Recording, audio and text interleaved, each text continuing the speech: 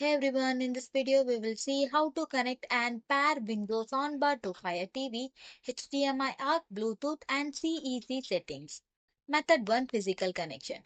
Connect one end of the HDMI cable to HDMI ARC or EARC port on the TV.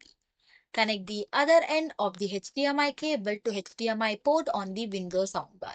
Turn on the soundbar and select input using the Vizio remote or soundbar button until it shows HDMI or optical.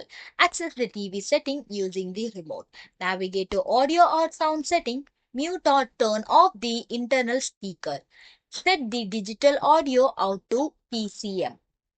Method 2. The wireless connection. Press and hold the Bluetooth button on the Windows soundbar or remote for 3 to 5 seconds until the light blinks blue. On your Fire TV, go to the setting and select controller and Bluetooth device. Select other Bluetooth devices and click on add Bluetooth device. Choose your Windows soundbar from the on-screen list to complete the pairing. Method 3. Pair Fire TV remote to Windows soundbar.